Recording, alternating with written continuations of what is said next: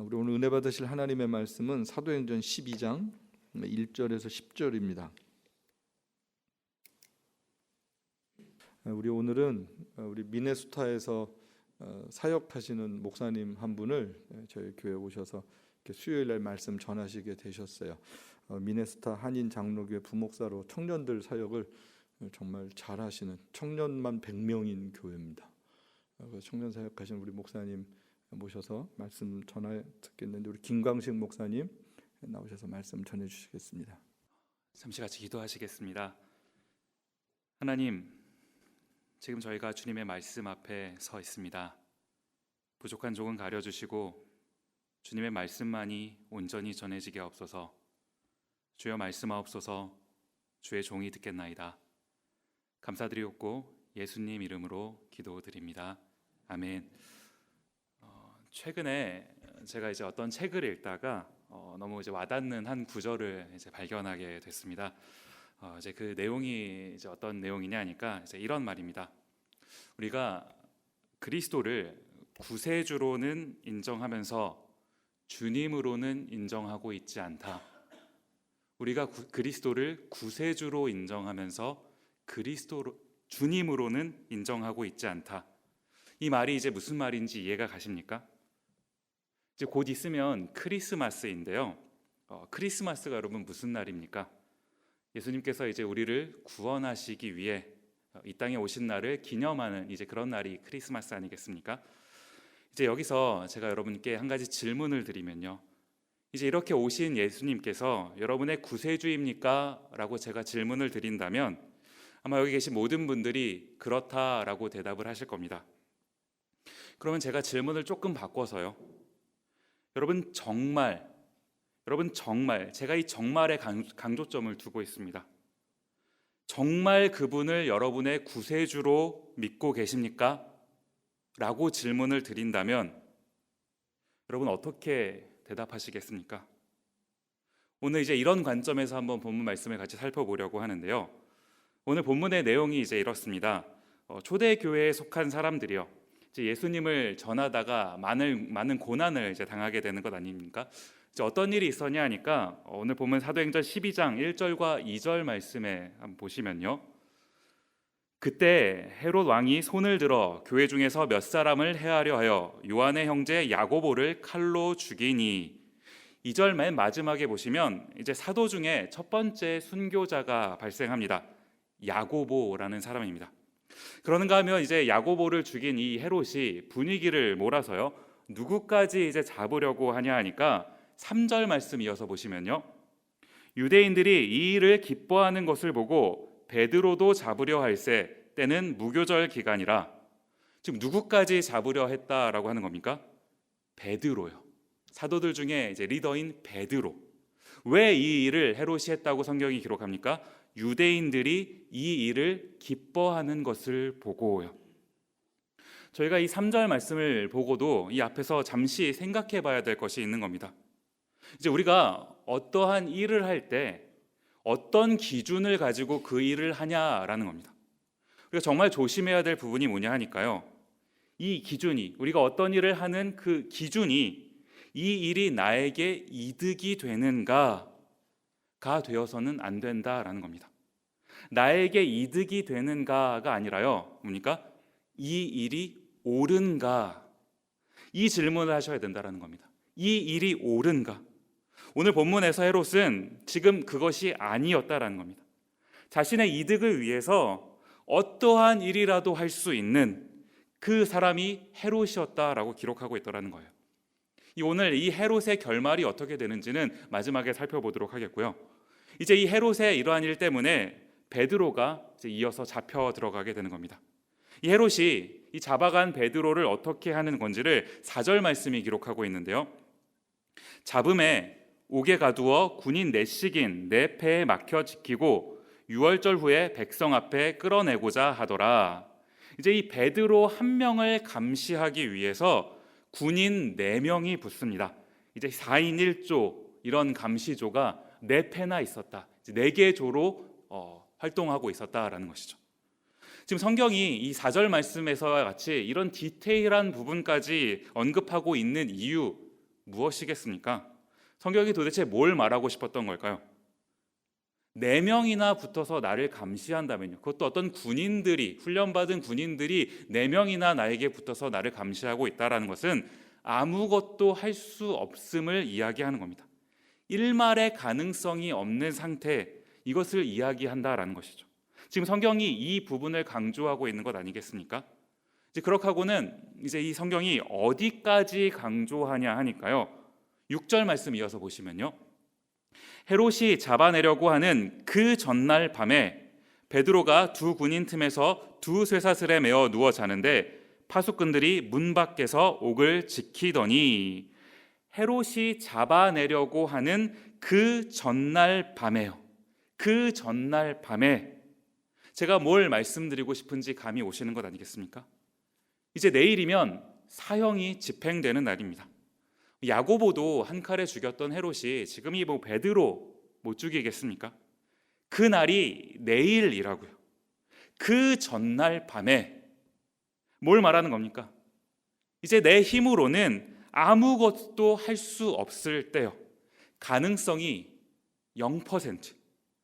아무것도 가능성이 없어서 이제 포기했을 때. 그 마지막, 그때 지금 성경이 이 상황에서 무엇을 이야기하고 있는 겁니까? 7절 말씀 이어서 보시면, 호련히 주의 사자가 나타나매 옥중에 광채가 빛나며 또 베드로의 옆구리를 쳐 깨워 이르되 급히 일어나라 하니 쇠사슬이 그 손에서 벗어지더라. 이제 우리말 성경에 보시면요, 제가 오늘 개역 개정판 성경을 이제 슬라이드로 준비를 해왔는데, 개역 한글판이나 개역 개정판이나 우리말 성경에 보시면 이 7절 말씀을 시작하면서 호련히라는 단어를 이제 사용을 합니다. 그런데 제가 이제 헬라어 원문을 보니까요, 이 호련히라고 번역된 이 구절을 헬라어에서는 이두라는 단어를 이제 사용을 하는데요. 영어 성경으로 이제 이것을 번역을 한 것을 좀 살펴보시면 NIV 같은 성경에서는 이것을 이제 저희가 보시는 바와 같이 호련히, suddenly 이렇게 번역을 합니다. 근데 사실 이 번역은 썩 좋은 번역은 아니고요. ESV나 킹 제임스 버전 같은 성경을 보시면 이 호련히라는 이 단어를 behold라고 번역을 하더라는 겁니다. 무슨 말인지 이해가 가십니까? 한국말로 우리가 이것을 굳이 번역하면 보라라고 번역할 수 있는 어떤 이제 문학적 표현이다라는 겁니다. 보라, 이게 무슨 말입니까? 지켜보라는 겁니다. 뭘 지켜봅니까? 하나님이 일하시는 걸 지켜봐라라는 겁니다. 제가 뭘 말씀드리고 싶은지 이해가 가시는 것 아니겠습니까? 사람의 입장에서는 아무것도 할 수 없는 상태요. 가능성이 0%인 상태. 그런데 그 상태가 반대로 하나님의 입장, 전능하신 하나님의 입장에서 본다면 무엇이라는 겁니까? 그 하나님이 일하시는 시간이더라라는 겁니다. 제가 7년 전에 이제 미국에 처음 건너왔습니다. 유학을 하려고 이제 미국으로 왔는데요. 버지니아라는 주에서 이제 첫 번째 유학 생활을 시작하게 됐습니다. 거기서 이제 석사 공부를 마치고 하나의 학위를 마치고요. 다음 과정으로 이제 진학하기 위해서 준비를 하던 중에 보스턴에 있는 보스턴 유니버시티요, 보스턴 대학교라는 곳에서 이제 가서 공부를 하고 싶었습니다. 이유가 뭐냐 하니까 이 많은 학교 중에서 보스턴 유니버시티, 제가 이제 특별히 신학 부분 중에서도 그 크리스천 에틱스, 기독교 윤리학에 이제 관심이 생겨서 그 부분을 조금 더 공부를 하고 싶었는데, 제가 한국에서 졸업한 신학교인 총신 신대원의 윤리학을 가르치는 교수님도, 또 이제 한국에서 보수적인 신학교로 알려져 있는 고신대학교에서 이제 윤리학을 가르치시는 교수님도 다 이 보스턴 유니버시티, 이제 줄여서 BU라고도 부르는데요, 이 학교에서 이제 공부를 하셨더라라는 거예요. 그래서 저분들이 공부하신 학교라면 나도 가서 공부를 하면 참 좋겠다라는 생각을 가지고 이제 열심히 준비를 해서 이제 지원을 했습니다. 너무나 감사하게 하나님께서 합격을 시켜주셨어요. 그래서 이제 그 학교로 가서 이주를 해서 이제 공부를 시작하게 되었습니다. 그런데 열심히 학교를 다니고 있었는데요, 그 중간에 어떤 일이 제 삶 가운데 생긴 겁니까? 아직 과정을 다 마치지를 않았는데 재정이 바닥이 난 거예요. 제가 저 혼자 온 것도 아니고 이제 아내와 어린 아들 하나를 데리고 유학에 왔는데 재정이 바닥이 나고 나니까 마음이 너무나 어렵더라고요. 정말 간절히 기도했습니다. 밤마다 정말 눈물이 절로 나오더라고요. 주님 살려주십시오. 어떻게 해야 됩니까? 가끔 이런 경우에 가끔 제가 이런 상황에서 갑자기 하나님께서 어떤 분을 통해서 재정을 보내주셨다. 계좌를 보니 갑자기 돈이 들어왔다거나 학교에서 전액 장학금을 주기로 결정을 했다라든지 이런 간증을 가끔 한 번씩 들어봤는데요. 저는 아무리 기도를 해도 그런 일이 생기지가 않더라고요. 그런데 오늘 성경의 본문을 단어를 그대로 빌자면 그 전날 밤에요. 그 전날 밤에 어떤 일이 저의 삶 가운데 생긴 겁니까? 그렇게 하고 시간이 가는데 유학생은 등록을 하지 못하면 휴학을 할 수 있는 것이 아니라 등록을 못하면 그대로 한국으로 귀국을 해야 되는 겁니다. 정말 그 날이 다가오고 있는 겁니다. 그 전날 밤에요. 그 마지막 순간에 우연히 하나님께서 제가 지금 사역을 하고 있는 미네소타 한인 장로교회, 그 한인 장로교회에서 청년 사역자를 모집한다라는 공고를 정말 우연히 보게 하신 겁니다. 게다가 그 교회가 대부분 유학생으로 구성된 이런 청년부다가 보니까 영어를 굳이 잘하지 않아도 된다. 이런 구절이 써 있더라고요. 제가 그 부분을 읽는데 얼마나 은혜가 되던지요. 나를 위한 자리구나. 그 이후에 진행된 모든 과정이요. 면접 와서 설교하는 설교 면접, 이주 과정, 또 비자 변경 과정. 비자를 바꾸다가 문제가 생겨서 한국에까지 다녀오게 됐거든요. 변호사님이 그러시더라고요. 참 남들한테는 잘 생기지 않는 문제가 어떻게 목사님한테는 이렇게 생깁니다. 제가 오늘 설교를 준비하면서 그 과정들을 돌이켜 보는데 오늘 본문 말씀이 제 마음을 딱 대변해 주더라고요. 사도행전 12장 11절 말씀이요. 이에 베드로가 정신이 들어 이르되 내가 이제야 참으로 주께서 그의 천사를 보내어 나를 헤롯의 손과 유대 백성의 모든 기대에서 벗어나게 하신 줄 알겠노라 하여. 무슨 말인지 이해가 가십니까? 돌이켜 보니까 그 순간들은 정말 막막했거든요. 얼마나 많이 울었는지 모릅니다. 밤마다 얼마나 많이 울었는지 모르고요. 그 중간중간 크고 작은 어려움들이 참 많았습니다. 그런데 지금 이 상황에서 정신을 차리고 돌아보니까 하나님이 제 삶 가운데 어떻게 해주신 겁니까? 벗어나게 하신 줄 알겠노라. 그 모든 어려움과 고난 속에서 벗어나게 하신 줄 알겠노라. 불가능이라고 생각했습니다. 이제 마지막이라고, 이제는 정말 끝났다 라고 여기는 그 순간 우리 하나님이요, 전능하신 하나님, 그 하나님께서 일하고 계셨더라라는 겁니다. Behold, 오늘 본문이요, Behold, 이 하나님의 이러한 일하심을 봐라 라고 우리에게 말씀하고 있다는 거예요.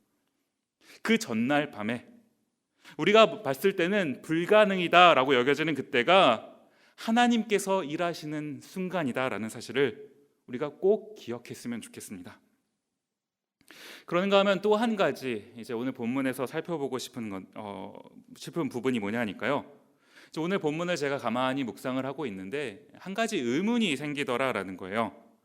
지금 오늘 본문 전체를 보시면 하나님께서 이제 이 베드로는 말도 안 되는 기적을 이제 활용해가지고 지금 이렇게까지 해서 이제 이 베드로를 살려주십니다. 그럴 거면 아까 2절에서 저희가 한번 살짝 읽고 넘어갔는데 2절에서 그 야고보는 왜 그냥 그렇게 죽이셨습니까? 지금 이 둘만 놓고 본다면, 베드로와 야고보요, 이 둘만 놓고 본다면 이게 너무 심한 차별 같지 않으십니까? 여러분이라면 어떠시겠어요? 만약에 야고보의 입장이시라면 어떤 생각이 드시겠습니까? 억울할 것 같으세요? 왜 누구는 저렇게까지 해서 살려주시고 나는 왜 그냥 이렇게 허무하게 죽게끔 만드시는가? 서운하십니까? 야고보가 서운하다면 베드로는 좀 어떠세요? 베드로는 그래서 어쨌든 이렇게 해서 하나님이 살려주셨으니 살아났으니 야고보에 비해서 조금 나은 겁니까? 저희가 이 베드로의 결론이 어떤지 사실 알고 있는 것 아니겠습니까? 베드로가 사실 더 심하게 죽습니다. 훨씬 더 고생하다가, 물론 기쁨으로 그 고생을 감당했겠지만 훨씬 더 고생하다가 전승에 따르면 십자가에 예수님처럼 죽을 수 없다 해서 십자가에 거꾸로 박혀서 죽었다라는 기록이 내려져 있는 것. 이럴 거면요, 아까 그냥 그 야고보처럼 빨리 하나님 품으로 갔던 게 더 나았던 것은 아닌가요? 지금 야고보가 나은 겁니까? 베드로가 나은 겁니까? 도대체 누가 더 은혜를 입은 사람이고 누가 더 고생을 하는 사람입니까? 오늘 본문이 이 두 사람의 이 대조를 통해서 저에게 말하고 싶은 한 가지 무엇인가요? 하나님께서 왜 야고보는 죽이시고 베드로는 살리셨습니까? 우리가 이 문제를 한번 오늘 우리의 삶 가운데 가지고 와서 적용해 본다면요, 한번 이렇게 질문해 볼 수 있는 것 아니겠습니까? 왜 하나님이 다른 누구는 그렇게 대해 주시고 나는 왜 안 해 주십니까? 나 빼고 다른 사람들은 왠지 다 잘 돼 가는 것 같은데 왜 나는 이렇게 어렵게만 가는 것 같은지, 왜 하나님께서 나에게는 이렇게 하셨습니까? 모릅니다. 물론 이유가 있으시겠죠. 저희가 시간이 지나고 난 다음에 돌이켜 보면 그때는 이제 그 하나님의 뜻을 알게 되겠지만, 그 순간에요, 저희가 겪고 있는 그 순간에 표면적인 것만 보고 있으면 모릅니다. 그럼 어떻게 해야 됩니까? 내 눈에 어떤 불합리하고 부조리한 그런 상황들이 펼쳐지면 우리가 어떻게 그 상황 앞에서 대처해야 되는 거냐라는 거예요. 이때 저희가 이제 근원적인 질문을 던져보는 겁니다. 그리스도인이 된다는 게 무엇일까? 그리스도인이 된다는 게 무엇일까라는 이 질문이요. 여러분, 누가 그리스도인입니까? 그리스도를 구세주로 믿을 뿐만 아니라 우리의 주님으로요. 주님, 뭘 말하는 겁니까? 매 순간 어떤 상황 속에서도 나의 주인이신 예수님, 그 하나님, 나의 주인이 예수님 하나님이시라는 그 고백이요. 지금 베드로의 삶 가운데는 하나님이 함께 하셨고 야고보는 하나님이 버리셨습니까? 아닙니다. 야고보의 삶에도 하나님께서 개입하셔서 일하셨다라는 거예요. 어떤 관점에서 본다면요, 빨리 하나님의 품으로 간 야고보가 이 땅에서 해야 할 일이 더 남았던 베드로보다 더 나은 것도 같지 않으십니까? 어떤 일이 더 좋은지는 저희로서는 알 수가 없더라는 거예요. 지금 겪고 있는 그 일이 혹시 서운하신 분 계십니까? 왜 하나님이 나한테는 이 정도까지밖에 일을 안 해주시는지 그런 느낌이 들어서 뭔가 마음이 불편하신 분 이 자리 가운데 계시나요? 어떤 게 더 좋은지는 저희는 알 수 없다라는 겁니다. 우리가 집중해야 될 한 가지는요, 무엇이 좋은지 나쁜지가 아니라 저희가 집중해야 될 한 가지는 내가 어떤 환경 속에 놓였든지 하나님이 지금 나와 함께 계시고 있다라는 사실을 믿는 거예요. 그 전능하신 하나님께서 가장 완벽한 방식대로 그 일을 이루어 가실 것이라는 사실을 믿는 것, 이게 우리가 하나님을 주님으로 믿는 거다라는 겁니다. 마지막으로 살펴보고 싶은 한 가지는요, 이제 오늘 말씀을 제가 반복해서 여러 번 읽고 있는데, 오늘 본문이 저를 이제 은근히, 때로는 이제 성경이 저희에게 이제 대놓고 뭐라고 말씀하시는 그런 구절도 있죠. 그런데 어쩔 때는 성경이 이제 은근하게 저희에게 말씀해 주시는 경우가 있습니다. 오늘 본문이 저에게는 딱 그렇더라라는 거예요. 이제 무슨 말이냐 하니까요, 오늘 본문에 보시면 이제 베드로가 풀려나게 됩니다. 그렇게 하고는 이제 교회 공동체가 모여 있는 그런 곳으로 간 것 아니겠습니까? 사도행전 12장 13절과 14절 말씀해 보시면, 베드로가 대문을 두드린데 로데라는 여자아이가 영접하러 나왔다가 베드로의 음성인 줄 알고 기뻐하여 문을 미처 열지 못하고 달려 들어가 말하되 베드로가 대문 밖에 섰더라 하니, 지금 이 장면이 어떤 장면인지 이해가 가시죠? 로데라고 하는 여자아이가 이제 대문 밖에서 누가 문을 두드리길래 나아가서 봤더니 목소리가 베드로 목소리더라는 겁니다.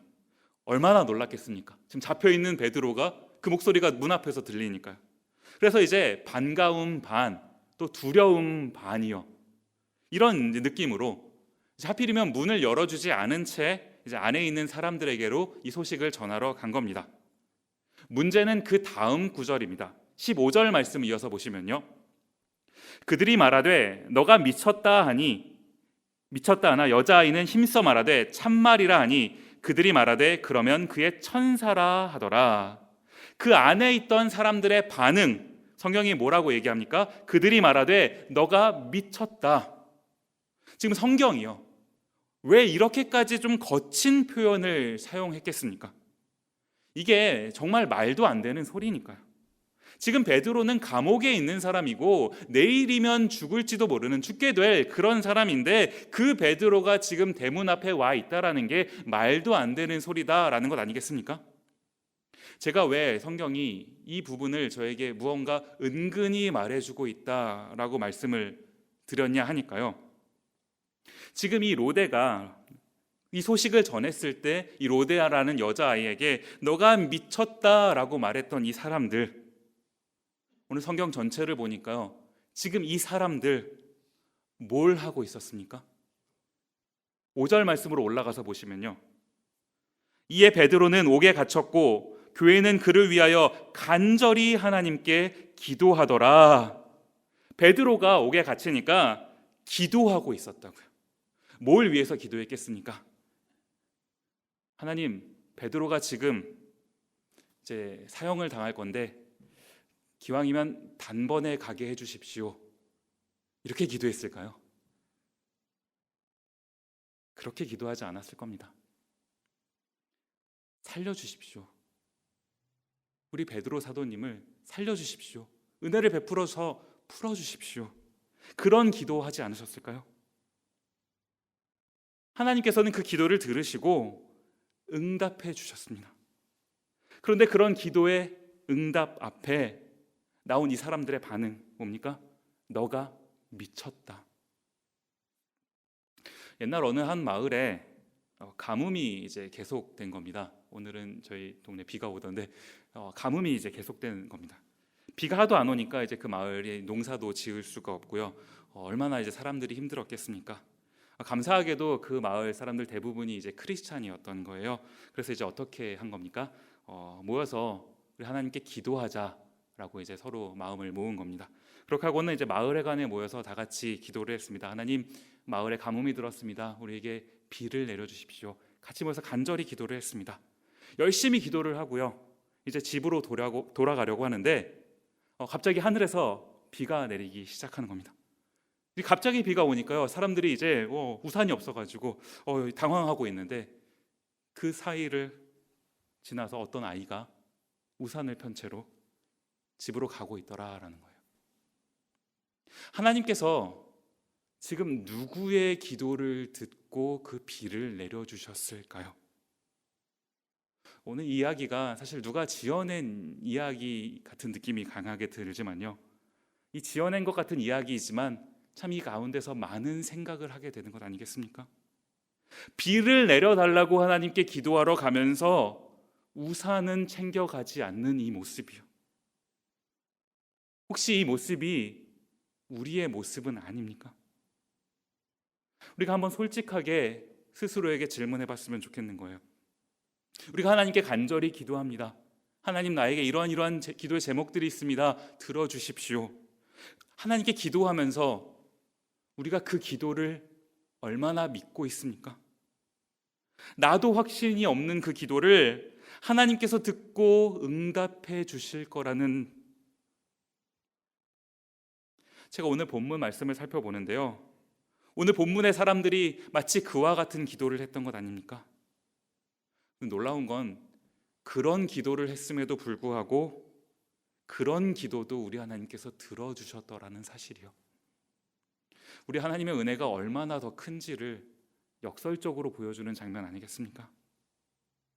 주님을 주님으로 믿는다는 거요, 우리 하나님을 나의 주님으로 믿는다는 거, 그것이 무엇입니까, 여러분? 이제 곧 있으면 성탄절입니다.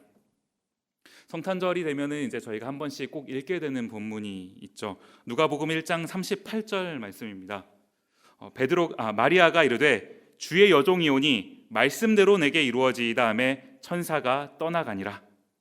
처녀인 마리아에게 이제 천사가 와서 너가 임신을 하게 될 거라라는 겁니다. 제가 이제 이 본문을요 결혼을 하고 나서 읽게 되니까 이 감정이입이 갑자기 확 돼가지고요. 결혼을 안 했는데 처녀인데 지금 둘 사이에 아무런 어떤 일이 없었는데 임신을 했다라는, 이게 참 저의 경우였더라면 제가 이걸 어떻게 받아들였을까 싶더라라는 거예요. 그런데 지금 이런 말도 안 되는 상황을 마리아가 어떻게 받아들이는 겁니까? 주의 여종이오니 말씀대로 내게 이루어지이다. 여러분, 우리가 이런 믿음이 있습니까? 이런 말도 안 되는 상황 속에서도 주의 종이오니 말씀대로 이루어지이다. 우리 이럴 수 있습니까? 이렇게 하는 게 믿음이더라라는 겁니다. 나로서는 이해할 수가 없지만 나의 주님이신 하나님께서 이유가 있으시니 그 일을 하고 계시는구나 라고 인정하고 믿는 거예요. 그게 주님을 주님으로 고백하는 신앙이더라라는 겁니다. 말씀을 마무리하면서요, 오늘 저희가 본문 말씀을 통해서 몇 가지를 같이 살펴봤습니다. 첫 번째는 그 전날 밤에요. 왜 하나님께서는 그 전날 밤에 대답을 해주시는가 라는 부분. 두 번째는 야고보와 베드로요. 누가 더 은혜를 받은 사람입니까? 둘 다더라라는 사실이요. 마지막으로 세 번째 살펴봤던 거 뭡니까? 왜 기도하고서는 믿지 않는가 라는 부분. 오늘 본문이 이제 공통적으로 저에게 말해주고 있는 한 가지가 무엇인지 감이 오십니까? 하나님이 주님이시라는 사실을 믿으라는 겁니다. 주권적으로 그 일을 하신 나의 주인이신 나의 주님이시라는 사실을 믿으라라는 겁니다. 성경의 저자가요, 누가가 오늘 이 12장을 마무리하면서 한 가지 이야기를 슬쩍 이제 저에게 소개하고 이 12장을 마무리하더라는 겁니다. 저희가 읽지는 않았지만요, 사도행전 12장 21절과 22절 말씀해 보시면, 헤롯이 나를 택하여 왕복을 입고 단상에 앉아 백성에게 연설하니 백성들이 크게 부르되 이것은 신의 소리요 사람의 소리가 아니라 하거늘. 오늘 본문이 지금 이 헤롯 왕의 상태를 지적하고 있는 것 아니겠습니까? 어떤 상태입니까? 뭐라고 얘기합니까? 이어지는 23절 말씀 보시면요, 헤롯이 영광을 하나님께로 돌리지 아니하므로 주의 사자가 곧 친히 벌레에게 먹혀 죽으니라. 헤롯이 영광을 하나님께 돌리지 아니하므로 뭘 말하는 겁니까? 지금 주님이 계셔야 될 그 자리에 헤롯 그 자신이 그 자리에 있더라라는 겁니다. 성경이 오늘 12장 마무리에서 왜 이야기를 저에게 소개합니까? 저희도 그럴 수 있다라는 거예요. 저희도 이럴 수 있다라는 겁니다. 주님이 계셔야 될 그 자리에, 주님이 나의 주님으로 계셔야 될 그 자리에 우리 마음, 우리 삶 가운데 정말 주님이 그 자리에 계십니까? 헤롯이 영광을 하나님께 돌리지 아니하므로 벌레에게 먹혀 죽으니라. 너무나 무섭고 비참한 그런 말씀 아닙니까?